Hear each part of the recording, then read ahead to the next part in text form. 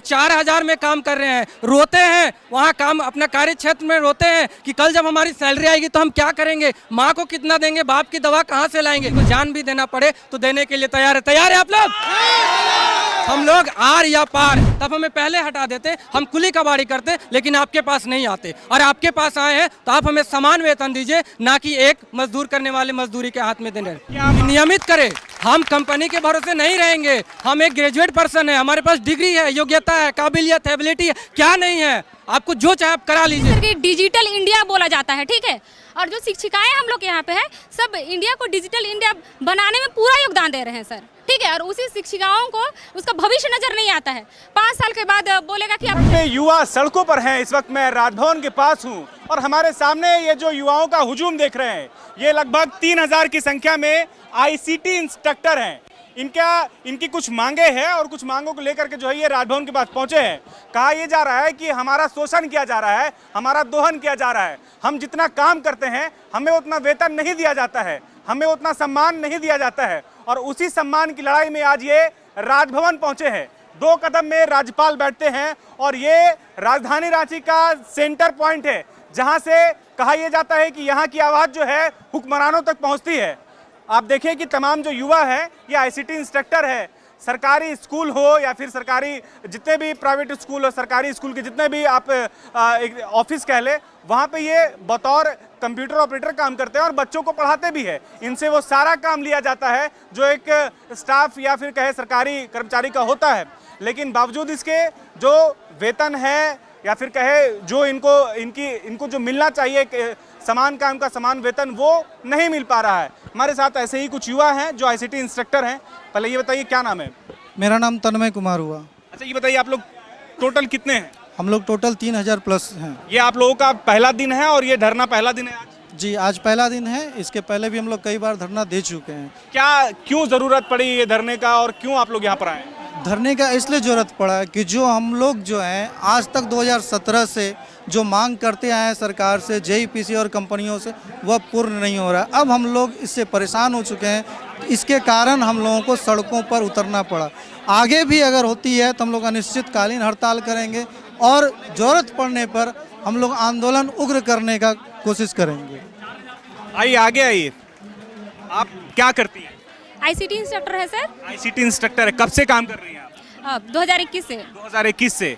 क्या समस्या है, क्या मांग है और कब तक आप लोग इस तरह से जो है प्रोटेस्ट करेंगे, क्यों करेंगे? सर एक्चुअली हमारा कॉन्ट्रेक्चुअल बेसिस है, इसको ये नहीं होना चाहिए। सबसे पहले बोलेंगे सर कि डिजिटल इंडिया बोला जाता है, ठीक है, और जो शिक्षिकाएं हम लोग यहाँ पे है सब इंडिया को डिजिटल इंडिया बनाने में पूरा योगदान दे रहे हैं सर, ठीक है। और उसी शिक्षिकाओं को उसका भविष्य नजर नहीं आता है।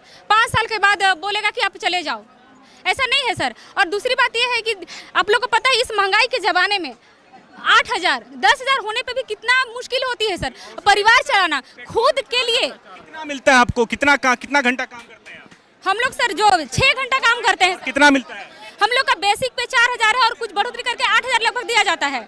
हाँ 8000 रुपये आपको 6 घंटा काम करने पर मिलता है? हाँ 8000, हाँ 6 घंटा काम करने पर मिलता है सर। ये सही है, गलत है, क्या है? सर ये तो थोड़ा सा अन्याय लगता है सर, पूरा अन्याय। क्योंकि देखिए सर अभी सबको मजदूर जो होता है सर, लेबर होता है, उन लोग को एक दिन का पर हेड मान लीजिए 600 का भी देता है, 500 मिलता है सर। तो उसको हम लोग को मान लीजिए अगर इसको हम लोग डिवाइड करेंगे तो 300 भी नहीं हो रहा है सर, हमारा 8000 हो रहा है क्या? मतलब एक मजदूर से भी कम आपका पेमेंट है एक दिन का। आप मजदूर से ज़्यादा जानते हैं, उनसे पढ़े लिखे हैं, आपके पास डिग्री है, आप एजुकेटेड हैं, लेकिन तनख्वाह जो है मजदूर से भी कम मिल रहा है, यही बोलना चाह रहे हैं? ये सर यही बोलना चाह रहे हैं। और सबसे पहला बात, इसको जो ठेकेदारी सिस्टम है उसको हटा कर भविष्य बनाया जाए, क्योंकि डिजिटल इंडिया बनाने में जो योगदान है सर वो तो कम्प्लीटली होना चाहिए ना सर। और हम लोग की मान सम्मान उतनी होना चाहिए, यही कहना चाह रहे हैं सर। तो देखिए मांग यही है कि मजदूर से भी कम इनको जो है तनख्वाह दिया जा रहा है, यानी कि मेहनताना जिसको बोलते हैं। मेहनत ये वही करते हैं। आप देखिए कि किस तरीके से जो है एजुकेशन डिग्री लेने के बावजूद भी जो है युवा जो है परेशान है।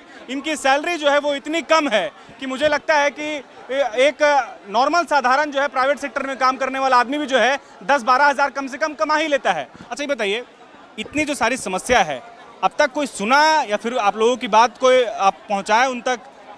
नहीं सर, सबसे विडम्बना की बात इस चीज़ का है ना कि आज जब हम लोग की बहाली हुई तो जाहिर सी बात है हम लोग ग्रेजुएट पर्सन है, एजुकेटेड पर्सन है, ट्रेनिंग लिए हुए हैं। इतने सारे होने के बाद हमारा एग्ज़ाम हुआ, इंटरव्यू हुआ, पेपर वेरिफिकेशन हुआ, इन सब प्रक्रियाओं से पार होने के बाद हमारा नियमित योगदान हुआ स्कूल में। स्कूल में आने के बाद भी हर 2 महीना 3 महीने में कंपनी और जेईपीसी के माध्यम से असेसमेंट किया जाता है, यानी कि हमारा योग्यता को नापा जाता है, तौला जाता है। अगर हमारे पास योग्यता नहीं होता तो क्या हम अपना डॉक्यूमेंट वेरिफिकेशन करके, इंटरव्यू दे के, एग्जाम दे के क्या हम वहाँ तक आते? हमें पहले ही छांट दिया जाता। लेकिन जब 2-4 महीना आदमी का हो गया यहाँ पे, उसके बाद आप एक एक करके निकाल रहे हैं, क्या वो बेरोजगार नहीं हो रहा है? क्या उसके ऊपर माँ बाप की जिम्मेदारी नहीं आ रही है? क्या उनका रोजी रोजगार कैसे चलेगा? अगर आपको नहीं रखना था, हमारे ऊपर शंका है, शक है, तब हमें पहले हटा देते, हम कुली कबाड़ी करते, लेकिन आपके पास नहीं आते। और आपके पास आए हैं तो आप हमें समान वेतन दीजिए, ना कि एक मजदूर करने वाले मजदूरी के हाथ में देने। क्या मांग है? मांग बताइए। हमारा मांग यही रहेगा कि नियमित करें। हम कंपनी के भरोसे नहीं रहेंगे। हम एक ग्रेजुएट पर्सन है, हमारे पास डिग्री है, योग्यता है, काबिलियत है, एबिलिटी है, क्या नहीं है? आपको जो चाहे आप करा लीजिए। हमारा आप समायोजन करिए, नियमितकरण करिए, और जो वेतनमान होना चाहिए वो सम्मानजनक होना चाहिए। मैं एक बात बताना चाहूँगा, एकदम अंदर की बात। हम लोग जब घर से निकल के बाहर जाते हैं ना अपने काम के लिए, तो गांव वाला लोग देखता है, कहता है फलाना का बेटा मास्टर जा रहा है, लेकिन अंदर जाने के बाद पता चलता है कि हम 4000 में काम कर रहे हैं। रोते हैं वहाँ काम अपना कार्य क्षेत्र में, रोते हैं कि कल जब हमारी सैलरी आएगी तो हम क्या करेंगे, माँ को कितना देंगे, बाप की दवा कहाँ से लाएंगे, कैसे चलेगा भाई? क्या है, कैसे चलेगा? हम पूछना चाहते हैं इनसे, कैसे चलेगा? हमें अपना जो वेतनमान है वो बढ़ा दिया जाए।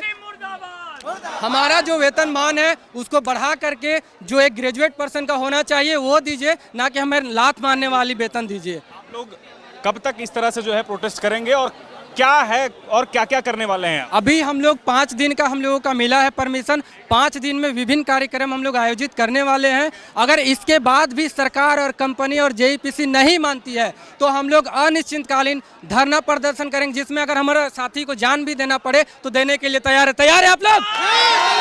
हम लोग आर या पार, या तो रहेंगे तो सम्मान के साथ, नहीं तो जाएंगे तो इत्मीनान के साथ। हो गया आपका? नहीं, शादी होता तब तो और दिक्कत था, कैसे चलता? हम ये सोचते हैं कि बाप की दवा और माँ की दवा कहाँ से लाएंगे इतना कम वेतन में, बीबी कहाँ से पालेंगे? यहाँ पर कोई ऐसा है जिनकी शादी हो चुकी है, वो काम कर रहे हैं? आप हैं? देखिए, 100 रुपया लीटर पेट्रोल हो गया है, चना दाल का भाव आपको पता ही है, महंगाई किस कदर है, लेकिन बावजूद इसके एक शादीशुदा आदमी जो है 8000 में अपना घर कैसे चला रहा है, ये यही बताएंगे। 8000 में कैसे पुराते हैं? कुछ है उल्टा सीधा करते हैं क्या जी? जैसे 8000 में हो जाता है? सच बताइए आप। बता रहे हैं, सब बता रहे हैं। मेरा नाम अजय कुमार दास हुआ, मैं ICT शिक्षक संघ का प्रदेश अध्यक्ष हूँ। सैलरी वेतन वृद्धि को लेकर हमने कंपनी से, HR से, जेईपीसी से गुहार लगाया, जिस कारण हमको कंपनी निकाल दी है। अभी हम जॉब से निष्कासित किए। कितना मिलता था महीना का? 8057 रुपया। आपके कितने बच्चे हैं? मेरे 2 बेटी है। अच्छा, हाँ। आप लोग टोटल कितने मेंबर हैं? टोटल फैमिली मेंबर मेरा 9 है। 9 है, और 8000 रुपया आपको महीना मिल रहा है। हाँ। कैसे हो रहा है ये सब भरण पोषण? भरण पोषण हो रहा है, पिताजी के भरोसे हो रहा है। ये 8000 में कुछ हो पाए? पिताजी नहीं रहेंगे तो?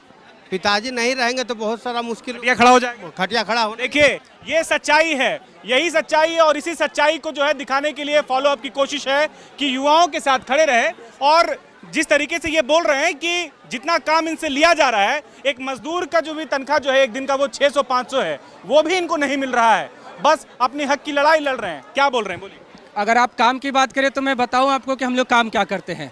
आप जानते हैं हाई स्कूल में TGT और PGT के रूप में शिक्षक बहाल होते हैं, उनसे कुछ नहीं काम लिया जाता है, लेकिन हम इंस्ट्रक्टर से क्या कहा जाता है ना कि आप daily 4 class as a proof geo tag photo के साथ हमें देना है।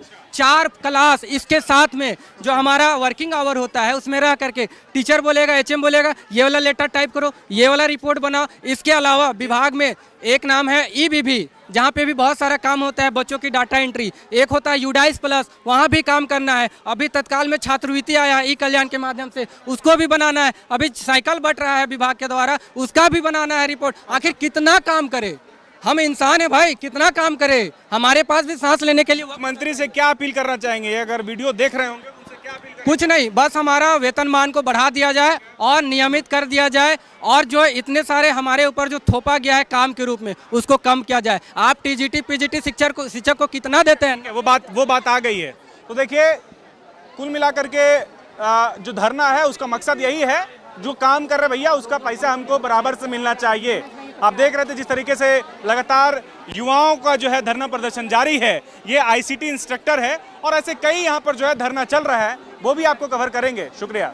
बायोम मेडिकल प्रिपरेशन का एकमात्र संस्थान जहां है complete digital classrooms, individual doubt counters, video lectures, student tracking system, library facility, 100% result oriented rankers batch, study package and class notes in PDF।